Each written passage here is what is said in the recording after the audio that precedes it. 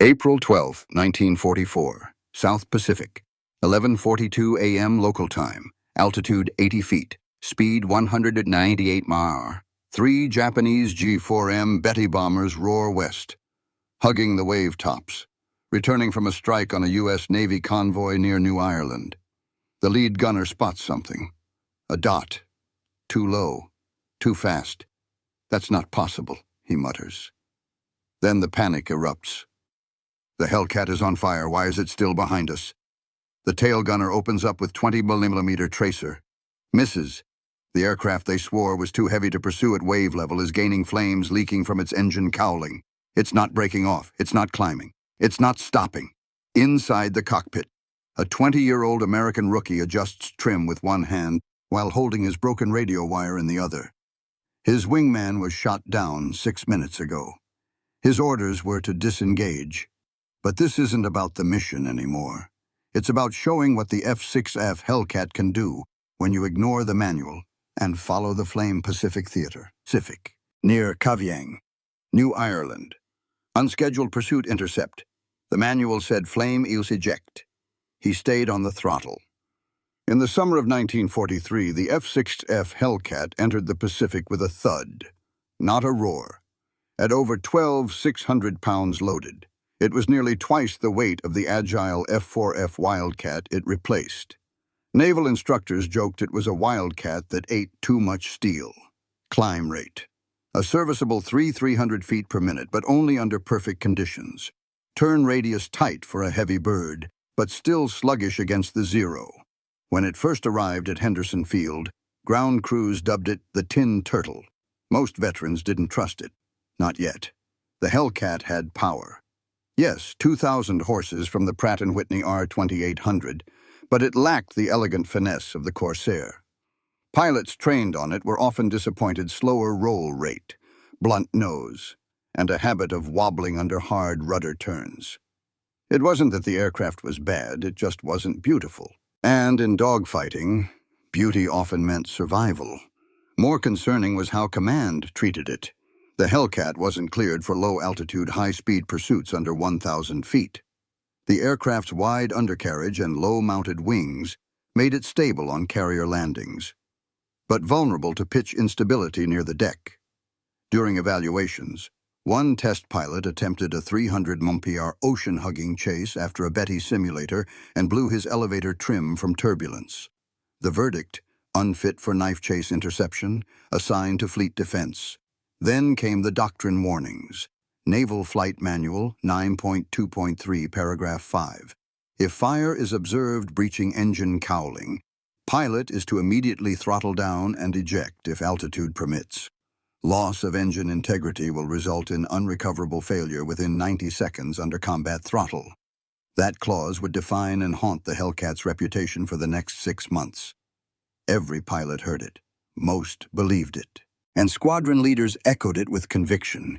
If you see flame, get out. No second chances. Rookies flying their first combat patrols were drilled to disengage when oil pressure dipped or temperatures crept above 230 degrees. Fire in a Hellcat wasn't just dangerous, it was terminal. Worse than a bullet.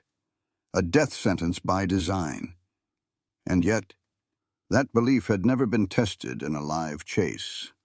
Under combat conditions, with both sides firing and maneuvering at wave height, until one rookie ignored it. He wasn't supposed to be in that pursuit. He wasn't cleared for low-altitude chase. And when his engine caught flame after a grazing burst from a Betty's tail gun, he didn't eject. He pushed the throttle harder, because the chase wasn't over. Not yet. Then his wingman died 5 seconds into the turn, and the entire sky changed. The Mitsubishi G4M Betty bomber was a paradox in Japanese design, a twin-engine aircraft revered by its crews for range, but cursed by its enemies for one glaring flaw: it lit up like paper. Stretching 65 feet with a wingspan of 82 feet, it could carry 800 pounds of bombs or a torpedo, and cruise at 198 mph for over 2,000 miles without refueling. But its Achilles heel was brutal. Its fuel tanks weren't self-sealing.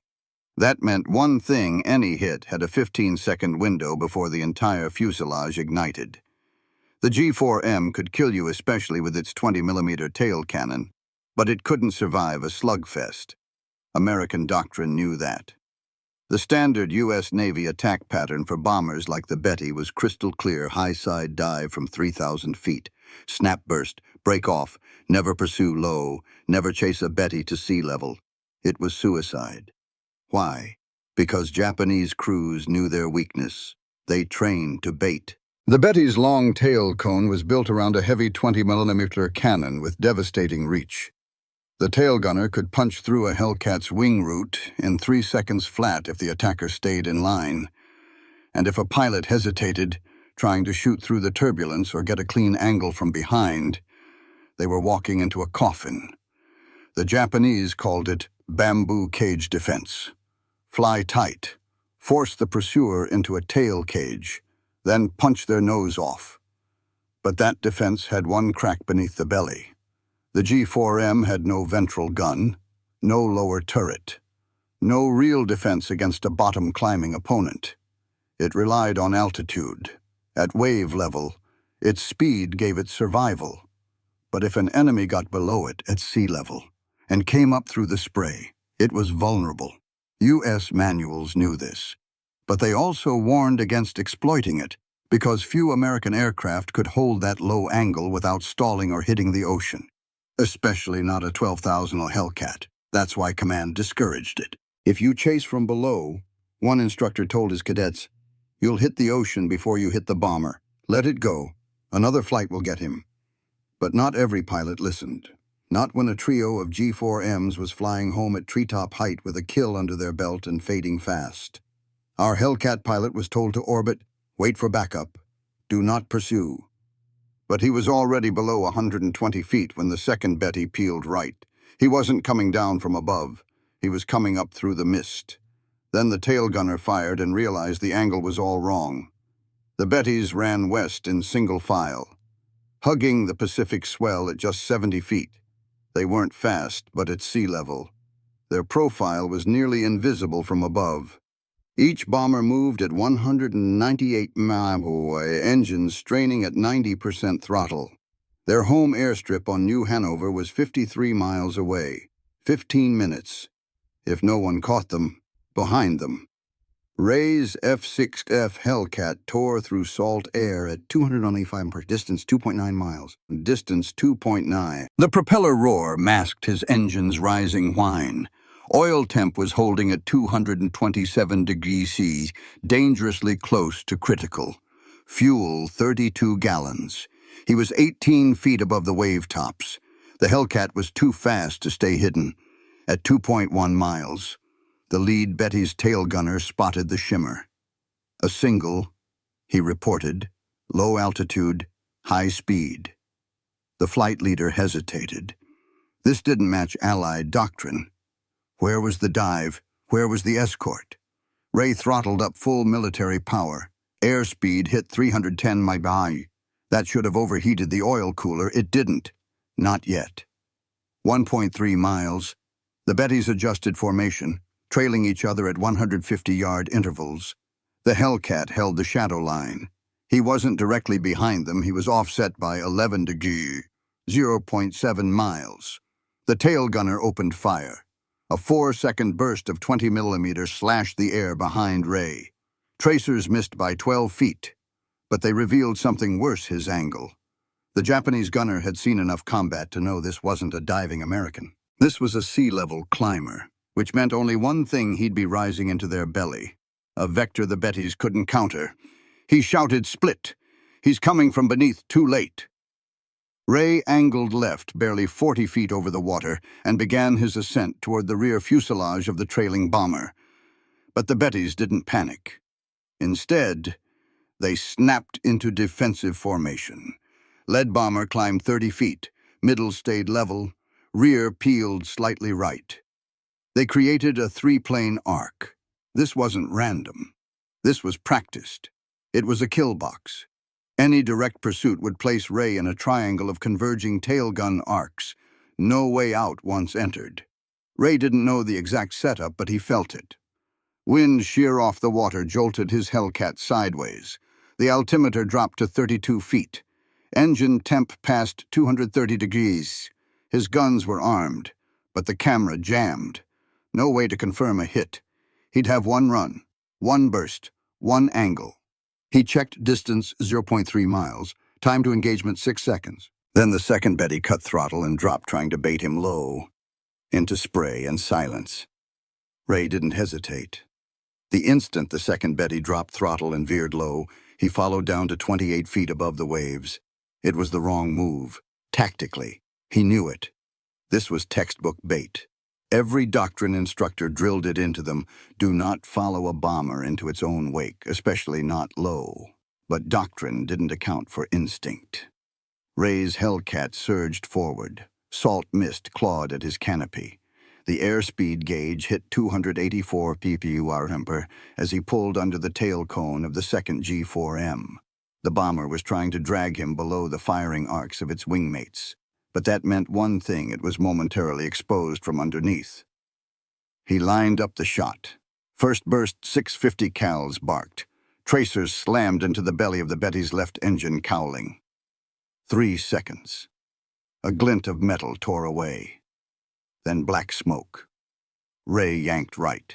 Immediate crossfire erupted. Tracers from the rear G4M missed his left wing by 10 feet. His slipstream caught the blast wave as the stricken bomber began to climb, trying to gain altitude before its fire spread. He glanced at his panel. Temperature rising 235 degrees. Pressure warning flickering. The left fuel gauge was wobbling from the G-forces. Back in the Betty. The tail gunner screamed for the pilot to pitch up. The left engine was venting flames. They had seconds before it caught the wing root. Ray climbed with it, tracking upward at a shallow angle. He squeezed again. Second burst. No camera, no confirmation. But his tracers disappeared into the left wing root. Then it happened. A plume of white light exploded from the bomber's midsection. Not a secondary fire, an internal detonation. The Betty began a slow nose-up roll to the left engine, sputtering before peeling out of formation in a fiery spiral. One bomber down, two still flying. Ray leveled off. Wind shear buffeted the Hellcat. He was now at 95 feet. The rear G4M tightened formation with the lead. They hadn't panicked. They had adapted. The lead bomber now dropped flares, 3 white signals, then broke slightly left, creating a staggered line. It was a message. Trap set. Engage carefully. Ray read it for what it was. The next attack wouldn't be a surprise. The Japanese gunners had seen the angle. They knew what he could do. The opening strike, pure instinct, against orders, had worked. But now they were ready. Then the flare drifted too close, ignited in air, and lit Ray's left wingtip with firelight. Ray knew something had changed the moment the Bettys adjusted formation. They weren't retreating. They were setting up. The lead bomber climbed to 120 feet. Rear dropped to 60, and both turned inward by 10 degrees, just enough to form a shallow V. At first glance, it looked like panic. It wasn't. It was a kill box. In this setup, any pursuer flying directly behind either bomber would be exposed to converging fire from both tail gunners. The moment he committed to one, the other could bracket him. Ray had seconds to decide: swerve out and lose the angle, or press in and risk it all. He pressed in. The Hellcat roared forward, now trailing flame from a bullet-warped exhaust port. The oil temp gauge climbed to 243 degrees. He was running blind. His left rudder pedal felt spongy hydraulic line damage. Maybe. Gun camera still jammed. No way to record kills. No way to know if the last burst even landed. Then came the signal. The rear Betty fired a short 3-round burst. Not at Ray, but to mark him. A tracer ladder for the other gunner to align with. It worked. The lead Betty's tail gun lit up. 20-millimeter rounds raked the air in front of his nose. One clipped his right wing, instantly a hammering jolt. Warning light blinked. Engine surged. Smoke began trailing heavy from his exhaust. Ray broke low again, down to 40 feet. But this time the wind shear nearly flipped him. The right wing dipped, skimming seawater. Spray hit the canopy. He pulled level with everything he had: grit teeth, white knuckle, pure instinct. He needed to break the box. But as he climbed slightly to reset angle, another 20-millimeter burst tore through. This time, a round cracked the left side cowling. Flames sparked behind the prop, not smoke flame. Manual said flame was death. 90 seconds max under throttle. Then loss of pressure, engine seizure, and terminal glide. He should have broken off. Ejected. But his radio was still dead. He couldn't call it in. Couldn't confirm a kill. More than that, he wasn't done. With fire bleeding along the left nacelle, he yanked into a shallow corkscrew, forcing the Betty gunners to recalibrate.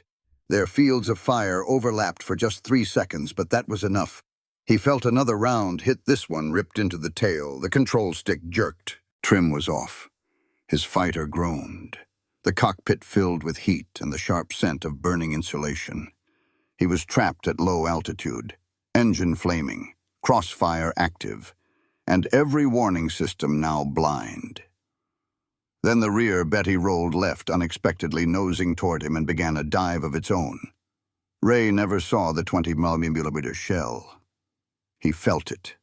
A single hit low. Right side, somewhere near the tail. The impact was like a punch through the spine of the aircraft. His control stick jerked. The trim wheel spun violently. And then the Hellcat dropped hard. The nose pitched down. Altimeter spun 70 feet. 60. 55. Engine RPM dropped by 300 in an instant. The temperature gauge surged to 250 degrees. Oil pressure fell below 20 psi. Every warning light on the panel blinked red, then all at once. Blacked out. Smoke flooded the cockpit. Acrid, metallic, thick. Ray coughed twice, violently, and reached for the emergency oxygen line. Nothing. His mask had melted partially where it touched the side panel. Then he saw it. Flame inside the cockpit. A lick of fire had breached through the forward bulkhead, crawling along the lower left edge. The Hellcat wasn't just trailing flame, it was on fire. From inside. Visibility 15%. Altitude 48 feet. He grabbed the throttle with one hand, the stick with the other, and pulled. Nothing. The nose dipped further. Ocean whitecaps surged up. He was seconds away from impact. 40 feet. The Bettys were pulling away, but he barely noticed. His world had shrunk to smoke, heat, and static. 35 feet. Then something moved in the corner of his vision, a spark near the left side ammo feeder. One gun still worked. The inner 50 cal on the right wing was jammed, but the leftmost barrel clicked through its cycle. It had power. 30 feet. Ray slammed the stick back with both hands. The nose trembled. The controls were slow delayed. Mushy. His hydraulic system was likely leaking or ruptured entirely. A sharp jolt. The tail bounced once he had clipped the surface. The propeller tips were speckled with seawater now. He held it steady. 26 feet. Then lift. The Hellcat's wing found bite in the humid Pacific air. The nose leveled. Climb rate 200 feet per minute. Not much. But enough. Ray was still alive. But not for long, not if he couldn't see. He shoved the canopy open with his shoulder. The heat peeled past him. The slipstream ripped through his helmet. But the smoke cleared just enough. Through the haze, he spotted the lead Betty, 500 yards ahead, still weaving. The second no longer visible. He reached for the trigger again. Just one burst, one more. But the ammo counter was fried. He had no idea how many rounds were left. No radar, no radio, no backup. Just a crippled, flaming Hellcat, flying under 50 feet with every second cutting his odds in half. And then below his right wing, he caught it. The shadow of the second Betty reappearing, dropping into a dive of its own, trying to finish him off before he could re-engage. Then the Hellcat stalled mid-turn and began to roll. What Ray did next wasn't taught, not in manuals, not in mock dogfights, and certainly not in the Hellcat's flight briefings. But under 50 feet, with fire behind him and an enemy diving in from above, instinct took over. The stall had started clean a nose-high turn, too sharp for his airspeed. With damaged elevator trim, at 42 feet, the airflow over his right wing collapsed first. The plane rolled right, nose dropped to 17 degrees, and the Hellcat dipped into a flat yaw. Normally, this meant death. Low-altitude stalls were unrecoverable below 100 feet, but Ray didn't fight it. Instead of forcing the wings level, he timed the roll. With the Betty diving in behind and right, he waited until the right wing dipped 45 degrees, then slammed left rudder and cut throttle by 30%.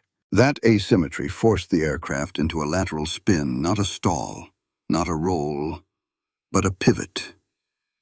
It was like falling sideways through the sky. To an outside observer, it looked like loss of control, but to Ray, it was a blindfolded guess based on 3 numbers: stall onset at 92 knots. Flame time 45 seconds remaining. Closure speed 210 km/h. If the maneuver worked, he'd reverse relative bearing in under 3 seconds. If it didn't, he'd hit the ocean flat. At the halfway point of the spin, the Hellcat dropped to 28 feet. His left wing was nearly vertical. No lift. He counted seconds: 1, 2, then throttle full, left rudder centered, elevator neutral. The aircraft snapped back, nose up, wings levelish. And in the next instant, he wasn't ahead of the bomber anymore. He was behind it. Ray had just crossed from being the hunted to the hunter by vanishing under the nose of his enemy for 2.8 seconds. The Betty's gunner couldn't track it. He had aimed where the Hellcat used to be, and now he was the target. It wasn't just a reversal. It was a disappearance. In aeronautics, this would later be described informally as a shadow pivot. But no official test pilot would ever admit it came from a fire-damaged Hellcat. Below 50 feet, pulled off by a rookie in a dying aircraft, to execute it. 3 things were required to stall at less than 100 knots: a burst of rudder input, and 0 fear of crashing. Ray had all 3. And as the Betty reappeared in front of him, its tail exposed and adjusting for a second pass, Ray already had his hand on the trigger. Then his guns misfired, 2 barrels jammed, and he had 3 seconds to improvise. Ray didn't panic. Not when the cockpit fire flared, not when the right wing dropped to 28 feet, and not now when half his guns failed. He still had 2 working barrels, not enough for a clean kill at long range. But if he got close, very close, they'd do. The Betty in front was adjusting. Its gunner had missed the reversal and was still scanning upward, looking for a dive attack that never came. Ray dropped throttle to 60%, letting the Hellcat settle into the bomber's blind arc. Distance 420 yards. Altitude 48 feet. Flames still flicked from his engine cowling. The Hellcat was shedding speed. Oil temp 252 degrees. Pressure 0. He had under 30 seconds before the engine seized, maybe less. Ray angled up by 6 degrees, nudging just enough lift to climb above the Betty's tail. He was risking exposure, but it was the only way to align the shot. The Hellcat bucked as it caught wake turbulence. The right wing jolted but held. He was lined up. Distance 300 yards. No more time. 3. He punched the manual ammo cycle lever, trying to clear the jams in the outer barrels. Nothing. 2. He raised flaps to 10-degree increased drag to slow his overtake rate, just enough to stay behind the tail plane. Airspeed dropped to 225 mph. His RPMs dipped. The prop began sputtering. 1, he fired. The remaining barrels barked. The recoil jolted the cockpit. Tracers slammed into the Betty's tail seam right at the base of the dorsal fin. He held the trigger. 4 seconds. Rounds stitched upward into the stabilizer. One pierced the tail cone. The gunner never got a shot off. Ray rolled right hard. Bank angle 38 degree. Wingtip barely 12 feet above the sea. His engine coughed. Then the Betty shuddered. The entire tail section crumpled inward. The gunner's canopy collapsed. Black smoke poured from the rear. The bomber pitched nose down, started a slow spiral, then a sudden stall. The wing snapped left. Gravity did the rest. The second bomber was falling. One left. Ray leveled out. Altitude 41 feet. Speed 212 mph. Flames had spread. His left side panel was glowing. The fire was breaching the cockpit bulkhead again. He slapped the canopy release it opened halfway.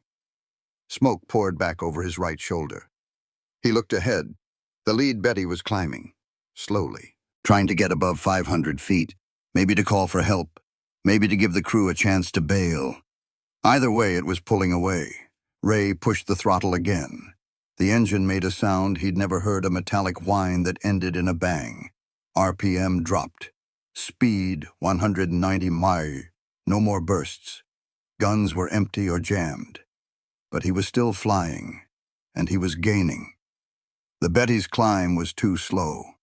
The Hellcat, even burning, even broken, was closing the gap. But only just.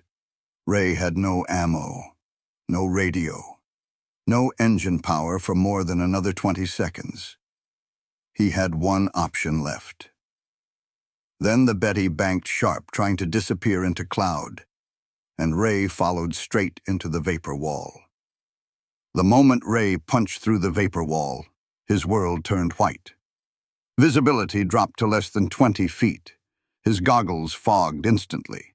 Smoke and condensation mixed into a blinding haze that clawed at his lungs and stung his eyes.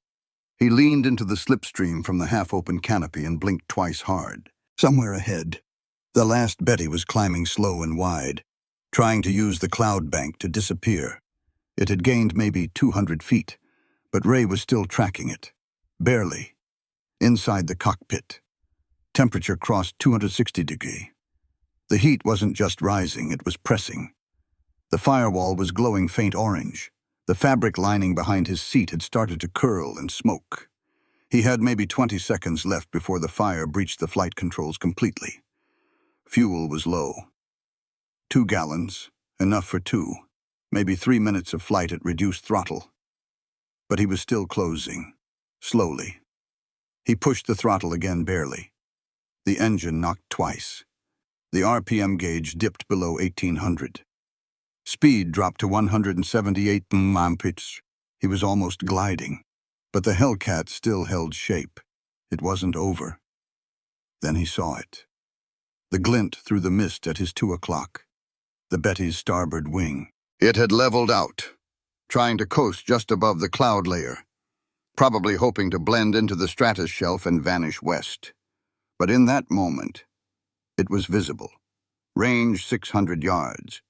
Ray had no ammunition. The 50 cals were cooked, jammed, or empty. The right outer gun had a ruptured feeder. The left inner one had burned its barrel red hot. Any attempt to fire now would risk detonation in the wing root. His gun camera was fried. His trim tabs were stuck. The left rudder pedal was nearly unresponsive, but the Hellcat still flew. He had no weapon but one, his speed. Ray dropped his nose 4 degrees, picked up to 182 amps, and angled to intercept. His plan was insane bluff, a final gun run. Get close enough to spook them into diving where he could maybe shadow them until friendly air cover arrived. It wasn't a real tactic. It was desperation. He came within 350 yards.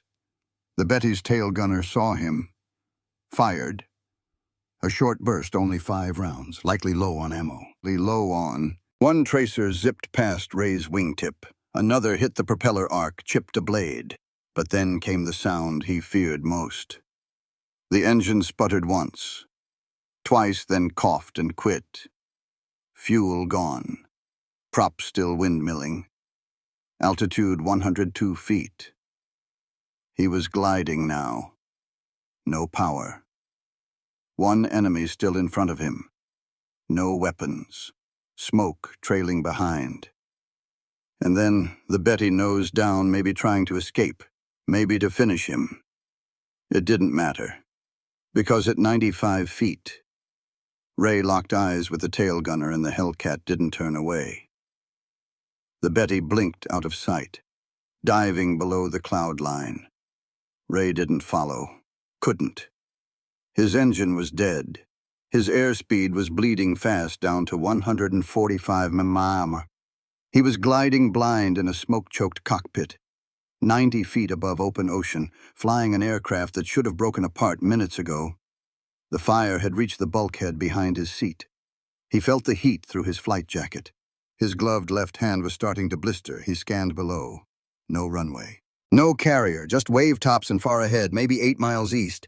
The faint outline of an island, low, flat, coral-ringed, not on his flight chart, but it was land. Altitude 75 feet, airspeed 138 mph. He had 2 minutes of glide.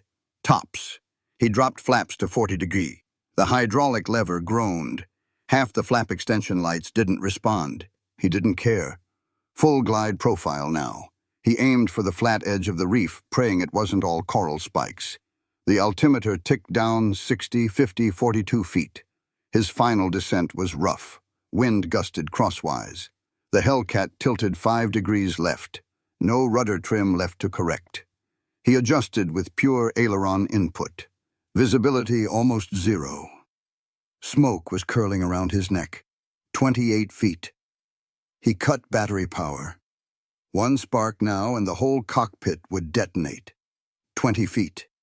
He pulled the stick. Full flare, nose up. Stall horn blaring. 14 feet. The Hellcat hit. Hard. A bounce brief, then the gear dug into soft sand, not coral, not water, wet beach. Somehow, by miracle or accident, he'd made it. Impact ripped the right tire off the strut. The left wing dipped, skidded, tore a 12-foot gouge in the sand, and the aircraft spun 43 degrees to a stop. Ray didn't wait. He ripped off his belt, threw the canopy open, and dove into the wet sand. Face first, still coughing. Suit smoldering. Then silence. Just waves. Just wind. No enemy, no wingman, no witnesses. He lay there for 42 seconds before standing up. Half his flight suit was scorched. His left boot had melted slightly at the heel. He looked at the wreck. No tail section left. Holes across both wings. Fuselage sagging under its own heat damage. But it was real. The Bettys were gone. And he was alive. When the rescue team arrived 41 minutes later, called in by a radar picket that had tracked the last G4M blip, they didn't believe his story. His radio had burned. His gun camera was dead. His kill claims were unverified. One of the Navy observers even asked if he'd just crash-landed after a systems failure. Ray said nothing, just pointed at the bullet holes, at the tail fin, still glowing, at the fuel tank cap warped from internal fire. They took photos, but later. Only one made it into the records. Then someone tried to erase that too until one mechanic found the burned logbook in the wreck. The official report filed 3 days later listed the incident as engine flameout emergency beach landing. No kills confirmed. No mention of the reverse stall, the shadow pivot, or the Betty that spiraled into the ocean 11 miles southeast of Kavieng. The wrecked Hellcat was hauled by barge to Manus Island, stripped for parts, and forgotten. But not by everyone. Before the fuselage was scrapped, one enlisted mechanic cracked open the scorched instrument panel and found a partially burned logbook, charred, but legible in places. Final flight time, 1 hour, 12 minutes, fuel load noted as light. The final page, a pencil-scribbled flame spread LR, used stall. The phrasing was odd. It stuck. 2 weeks later, aboard USS Enterprise, a group of younger Hellcat pilots whispered about it. One said he saw the log. Another said someone in VF9 had tried the maneuver at altitude just once under supervision. They called it the burn pattern. No manuals, no briefings. Just a trick too dangerous to repeat officially, but too powerful to forget. It wasn't taught, it was mimicked. Within a month, at least 4 pilots had tested it at 5,000 feet stall, pivot, regain control mid-roll. One overcorrected and lost 400 feet before recovery. Another pulled it off so cleanly the instructor didn't even realize he'd stalled. They kept it quiet, because it wasn't doctrine. But the geometry made sense. The angle reversal under enemy guns. The blind spot behind the belly arc. The 3-second window before gunners could reacquire. It wasn't magic, it was math. Ray never got credit. But among a few who flew low and hit hard, his name showed up in footnotes. Not as a hero, as a proof of concept. And 6 months later, over the Philippines, a rookie Hellcat pilot used it again, and this time, it was caught on gun camera. Ray never flew another combat sortie. His burns were minor, but the Navy flagged his flight report as inconsistent, and the missing gun camera footage sealed it.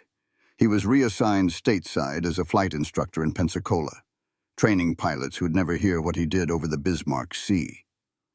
The Hellcat he landed Bureau number 41862 was listed as scrap by February 1944. No ceremony, no citation. The tail section was melted down. The wings were stripped for usable aluminum. The logbook disappeared, but the maneuver didn't. By late 1944, Pacific squadrons began seeing gun camera footage where Hellcats vanished under enemy bombers and reappeared behind them. One such clip over Leyte Gulf was studied frame by frame. A rookie dropped into a flat spin, cut throttle mid-turn, and came out behind a Nakajima B6N. The footage had no caption, no explanation, but those who saw it gave it a nickname, the pattern.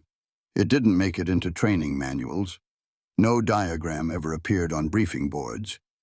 But in night-ready rooms and between carrier takeoffs, a few instructors would lean close and mutter, "If you're too close and out of time, roll it sideways pattern style."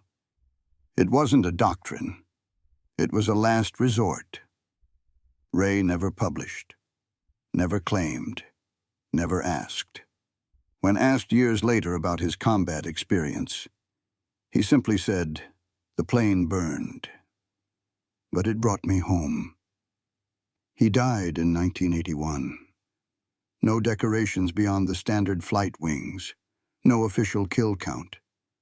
But the unnamed maneuver outlived him, passed from mouth to mouth, from squadron to squadron, never quite written down. Not because it wasn't real, because it shouldn't have worked. And yet, it did. Mission for viewers. You are now briefed.